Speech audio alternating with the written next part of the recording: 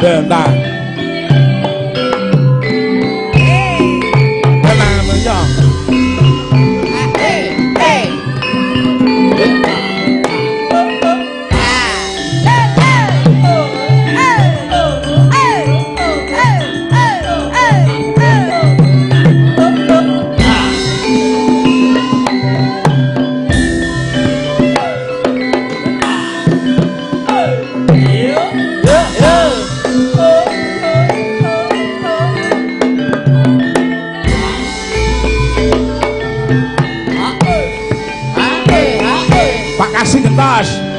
Monggo Pak Kasino Pandoyo. Yo, Bapak. Ayo.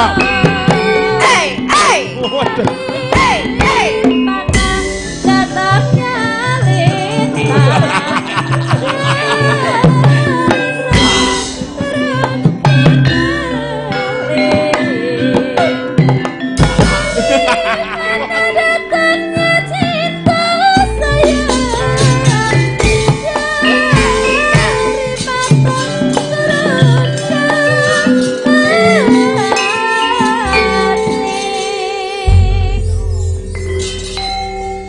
Jatuhnya duka Pak Kasih.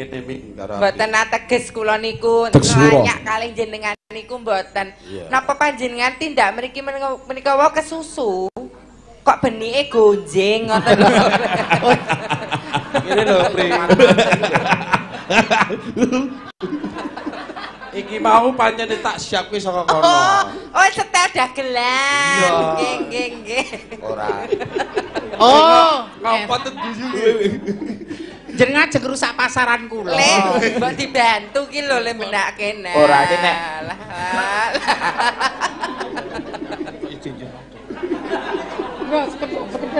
Aja wudu lho. Hari iki asli Mbah Manjung ya iki. Mbah Manjung kan ngene benike jonjing ini ya Mbah Manjung. Oh, nek sejarah pemuda-pemuda ini sepuh ini nyuwun pirsa Pakde Soran, Pakde Manjung wis tenan. Alah. Pun kados suami istri. Ning kowe iki telaten meni ngopo lho. Arep gayo. Wis ora ngisor-ngisor kok. Mboten iki sing ngandhap nyambak dereng kok lho. Alah. Lerekane tritisik kuwi. Tilik lerekane wis dong. Sik niki nggih tak wacane sik niki. Pakde monitor saking griya wae nggih. Mbok inggih nyuwun langgam ireng maneh sembah nuwun sehat selalu kagem Pak Iboro. Lho, menika niku jenenge Desa Boro kok. Boro Gondang. Saking Hendri Solo nggih, matur sembah nuwun. Sing Mas Petruk nggih, matur nuwun. Pak Hong tasih wongon. Sederek kula saking Yuwana, Mas Wiyarsa bakaran kilen derek mirsani. Matur nuwun Mas Wiyarsa. Weh. Pakde Kusni, Pripun? Niki benjing menapa Mas Gurnat niku di panjenengan anu pun nangsal manjer king Manjung kan iki. Oh sampun. Lah niku sesuk. Oh. Gurnat nggih pun dimanjeri niki. Oh nggih. Mucuki sesuk. Sisan kowe jawab Mimin karo Apri. Pri nek ora nek dhewe ra dimanjeri rasa mangkat dae Pri ya nek wonge sedulur. Nek itu kan ra ya apa mestine to nek jenenge ngoten niku pripun mang manjeri ra keteng 400 ngono dadi kan ora dicil ayem to. Nek aku ki tak gawe santai. Nggih. Mangkat ya alhamdulillah, ora ya wis ora apa-apa lah. Ning panjenengan nika ya wicaksana lho. Piye? Lek dawi sibu nek padha-padha wong wedok enten curhatan hati ra ya wis dadi lunek. Kowe ora ngerti aku. Aku dimulyake wong wedok. Nek lumrahe mestine wong lanang mulyake wong wedok. Ora. Aku dimulyake karo wong wedok. Elok. Babakan apa, Pak? Daya katiasane ki apa? Ya wis dibebaske ngono lho pokoke. Oh, perkara kuwi to omongan. Berarti Pak Kasih wis diliarke. Nah, nggih. Kejawi saking menika Pakde Kasih, mboten kok kula niku meksa niku mboten. Namung kanyatanipun jemuah pun wonten ing Pandanan niku pancen tata gelar menika marga masyarakat ing Pandanan. Ning sak propirane keluarga agung Pedalangan Klaten melu handarbeni. Leres. Tumrapipun pedalangan utawi pentas wayang wonten ing mriki. Bukti nyatanipun saderengipun kanca-kanca sami ngriki teng mriki sing asta ning kene Lupute Manjung Soran. Niku nggih bener memang napak tilas wargi Mbah Manjung Mbah Soran ndak ngeten to, Pak. Lah niki pokoke kanca-kanca pedalangan Klaten kudu melu handarbeni. Lagi ngoten to Pak De Kusni. Nggih, leres nggih. Pak De Soran. Nggih. Nggih. Niku pancen keparenge Mas Sri Nugroho keluarga Manjung kelebet kula sak sedulur niku mung istilahe panitia ngoten nggih ngatur. Oh ngoten. Nggih, mboten kagungane keluarga Manjung mboten sedaya. Nggih, panjenenganipun ngoten namung napak tilas rumiyin lho Mas. Nggih, nggih, Suwargi Mbah Manjung, suwargi Mbah Soran nak ngaten to Raan. Nggih. Lah anu Mas Tantut. Panjenengan sakniki pirsane rak niki wis komplit apik. Jaman dhisik niku gamelan nggih dereng cetha. Wayang ya durung komplit ngeten niku. Son men kaya wong bakul jamu nika riyen. Niku tenan niku. Nggih, laras-laras. Kula didhawuhi Mbah Jarwo kon mayang ping 7. Nggih. Sak suwene pandanan niku mboten wayangan. Kula lakoni. Lah terus mung ngantos tebuki mriki niku. Lah nggih. Nah, mula perjuangane Pak Kasino ya luar biasa. Mboten perjuangan kula, sampean niku kleru. Iki disungguh krama ra gelem kok iki. Ya lembono kok ora kersa. Karep kula niku bocah nganu ngoten lho, bekti karo wong tuwa ngoten lho. Wis aku rasa dibekteni. Wo, bontot kae karo aku wani ae. Nah lah, wong nika mbokne diwaneni. Lah nggih. Mbok nggih ya keparenga anu Pak De.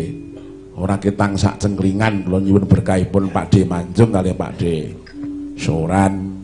Mengke bar niki fragmen ketoprak lho. Sing fragmen sinten? Wah, Mimin dadi Sri Tanjung, nggih. Panjenengan sing Sida Paksa. Kula. Sida Paksa ya Pate. Sri Tanjung Sida Paksa. Apa maiso jenar? Lah engko adipatine niki. Oh, adipatine Pak Kasih. Anu niku napa niku? Silah Hadikrama. Silah Hadikrama. Aku urung mudeng lho, Cah. Silah Hadikrama.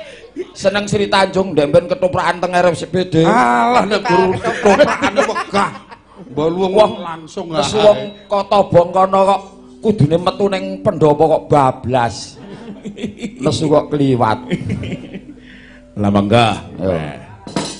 Sak cengklingan menapa? Min kok kowe meneng ya ta Min? Lah pripun? Engko nek aku gemredek ndarani wong wedok mamah. Oh iya ya. Wong wedok alu amah. Pun kula hati-hati lho, kula umpan nggo papan lho. Heeh, kowe mang kok muni karo aku ora cocok iki sebabe apa? Kula niku nek kali panjenengan yo nyuwun sewu enten dendam pribadi. Ya ora perlu tak ewer-ewer ten mriki wadi kula kali panjenengan to. Wis iki pribadi iki. Lah nek pribadi menika mana yang di-share untuk umum, mana yang hanya menjadi kita keep disimpen nggo awake dhewe. Kok nganggo diewer-ewer barang ya apa to? Lek niki wae Mas Uluh nggih rawuh to. Komplit kok Mas Tan. Ngurumi yini pamit Mas. Nggih matur nuwun Mas Uluh nggih. Nuwun Mas Uluh. Jan Enggak komplit. Pak De, didhawuhi karo Mas Tantut. Napa? Kan bawa Sinebut Pah. Men to? Pun monggo to. Sinebut pahlawan putri Sri Huning Mustika Tuban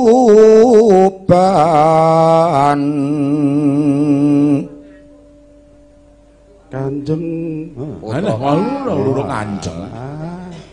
Penyan ngomong tak caket dhewe kok ya langsung grogi lho ya. Ah wis putra Kanjeng sapa?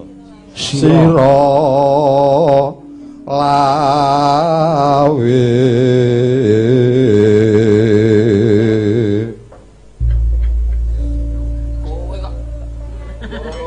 sing adil lho sedulur ki ya padha lho.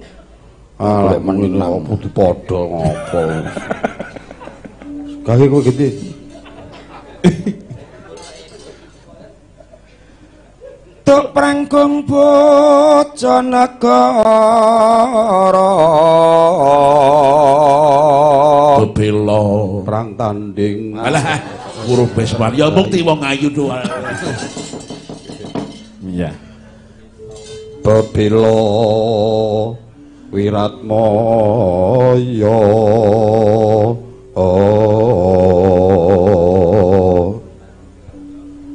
tan wurung Sri Uning gugur lalu-lalung gandeng majune wong loro bareng ya dadi kusumane ayo wis ngono kok ya wong loro bareng aku iki mau wis muni kok kowe iki nek gawean kok terus ngono ta ya Cik Rok lho ya tak ayo itu banyaran lawas ya dadi kusumaning bangsa nggih Mas Nat Gurnat joget kene le joget sare iki piye Pak ayo kene le joget kene Nat joget karo aku wis santai ya aku nek ro Gurnat gelem nek ro bapakne gah oh ya ini le Gurnat Nele Gurnat iki digawe cara samboyowan iki mau bonang nang ndi ta oh ngerekord ya kowe anu le tot kowe mlumpat to sing ngendangi Mas Bengking tak demung ngono aja medhotke demung lho nggih tak keprok ndasmu lho kowe lah mosok Gombang wis loro Pak Sri Setya wis loro nggon aku anjlok telu laras telune lah pendemung kok pengawak ya mau dipati tas kowe kelingan mayang ning kurung ae Om Tantut ya lho penawi yoga sing nabuh rak dalang-dalang nggih lho sing ning saron demung rak dono aku Tantut iki ya bola bali Om Tantut iki ngertine rak pengging pok ngono ndase dono Oh alah. ngopo nggih ngono aku aduh Mas iku mendereng apa ya le mirsani iki piye ning anu kok anu kok Mas Tantut iki padha aku kok pripun ciri khasé mung siji mau aku ngrungokke kuwi dalang sing saben dina niku mesti nilih rek ora lali wis kuwi aku padha ya iki kula niku pilih kilangan lan rokok daripada ora duwe rek kok ha iki nggih ngaten Mas Tantut matur nuwun nggih wedhet ayo mangga Sri Uning digarap cara Tulungagungan jarene Gurnat arep joget nek gelem Ayo le Gurnat nek Gurnat ki anu apike liwung kok ya oh ya liwung ya ayo dikapake digedruke apa gedruk joget karo Pak Pak D ya si Om ya ya iya ini enak gelem lah saiki wis isin enggak oh saiki wis duwe sik kowe kelingan ta aja meksa anak iki dilek-elek iya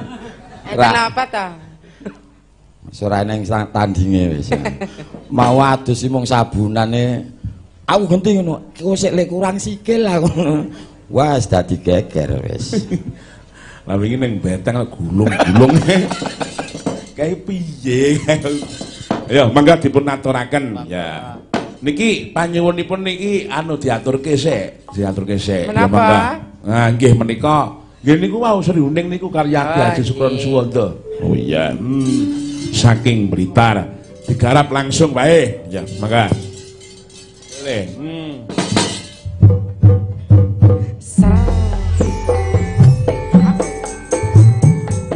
apa artinya malam minggu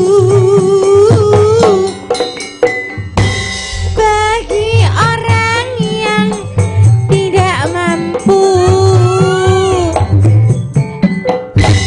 mau ke pesta tak beruang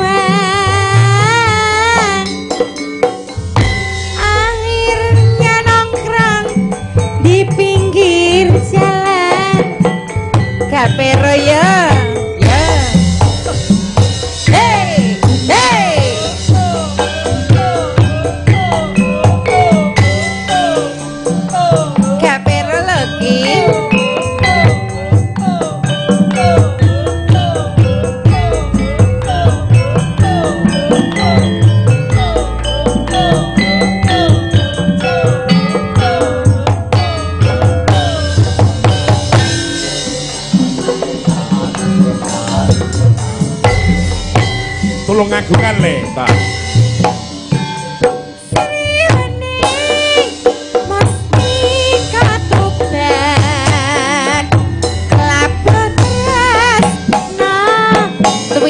Sabaya pati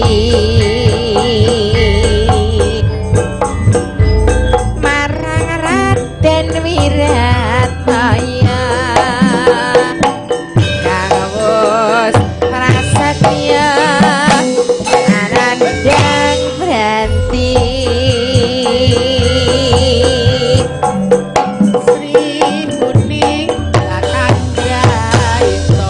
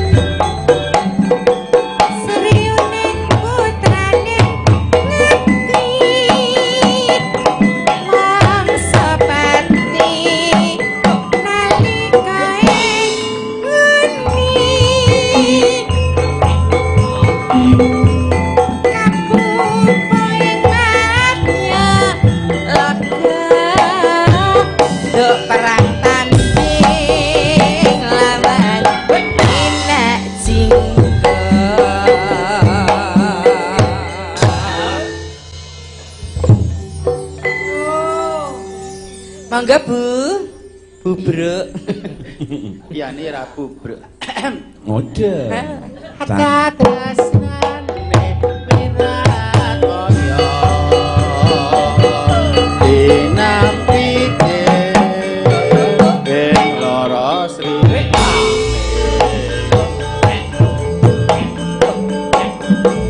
Sanadyan wagasadira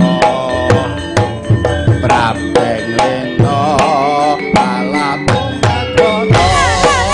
Hai.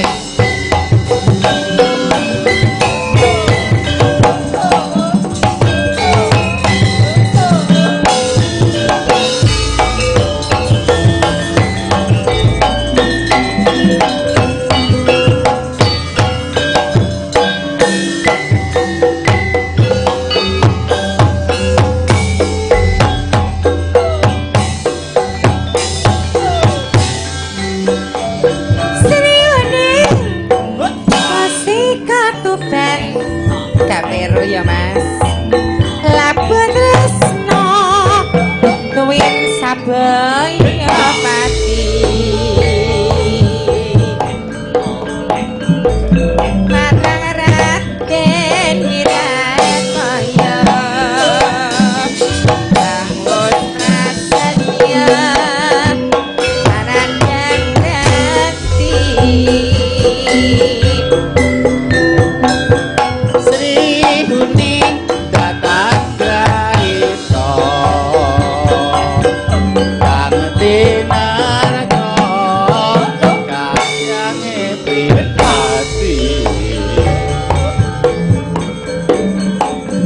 Wirataya putranira sira lawe adipati tuban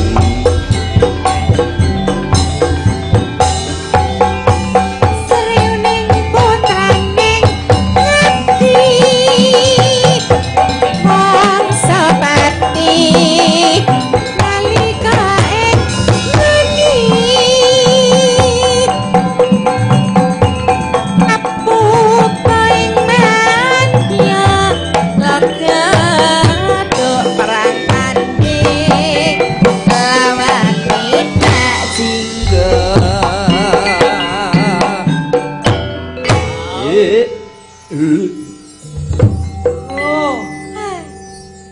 katresnane Wirataya nampi ing rara srine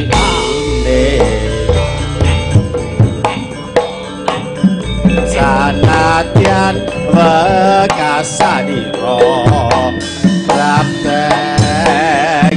leno alaku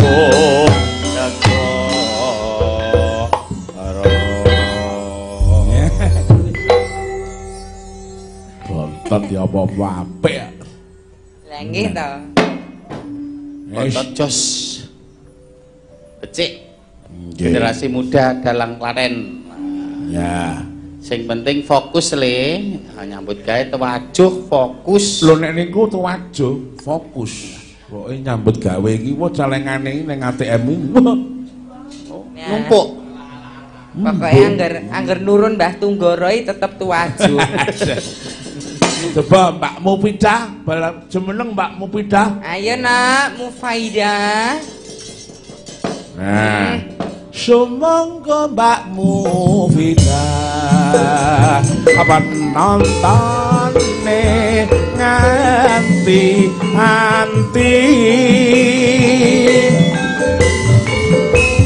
Mbak Mufidah oh Mufidah oh Mufidah oh Mufidah pinara mriki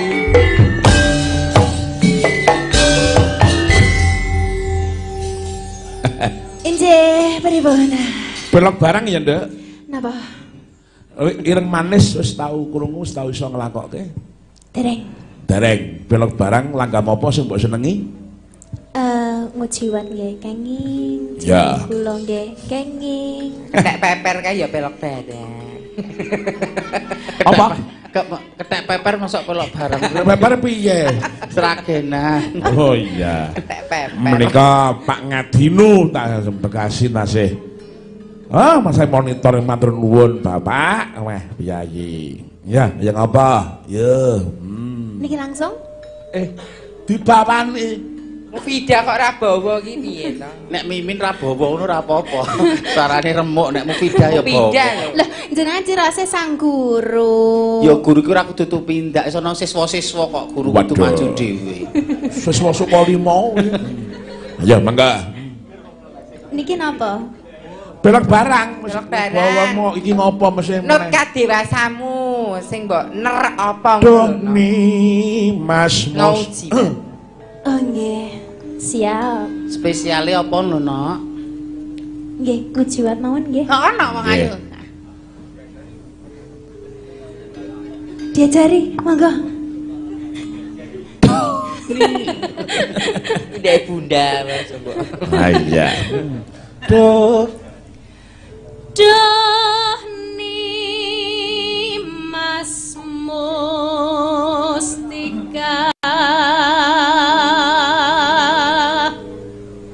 neng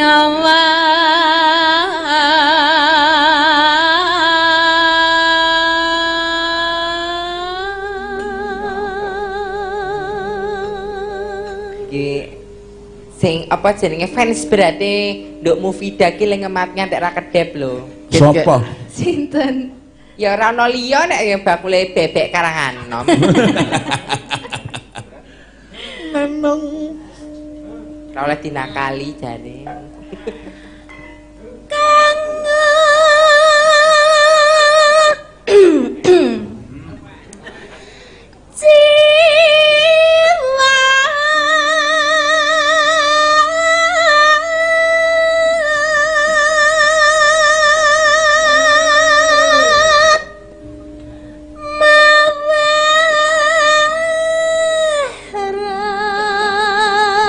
Sepeng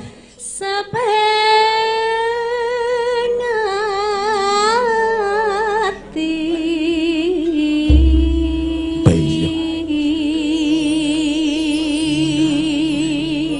Mbak Mimin. Nggih.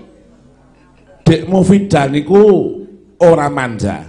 Nggih, mboten manja. Buktinipun kula mayang teng Nganjuk. Dheweke ketinggalan mobil, ketinggalan rombongan, dheweke TKT numpak sepeda motor piyambak. Kula mayang teng Demak sepeda motor piyambak, teng Jepara nusul nggih sepeda motor piyambak. Eloke teng mriku niku, ora manja. Dan luar biasa, Nduk. Dadi semangate iki patut ditiru kanca-kanca sing seusiamu. Ndereke Pak Tantu nek ra kleru jalan mungkin kelas 1 apa kelas 2 to kae? Napa? Ndereke panjenengan kelas SMA kelas tunggal. Lah nggih nika cek isinan nika karena saya tuh suka cari pengalaman gitu. Iya, maksudnya sing penting jangan cari pengalaman wong lanang lho.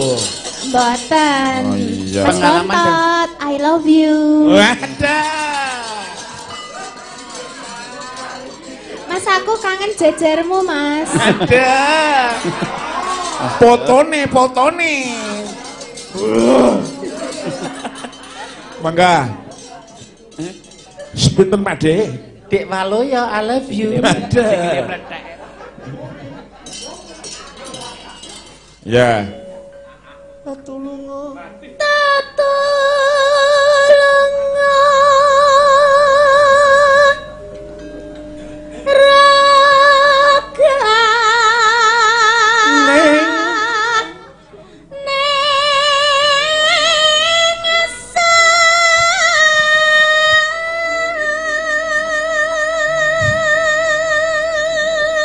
Pak Dilegiya ki sabare nuntun bocah iki ning kono kuwi lho, Kang.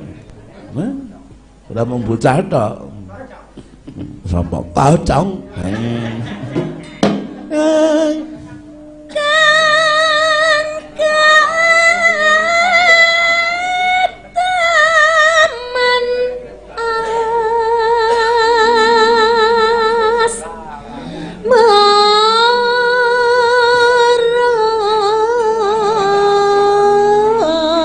Asam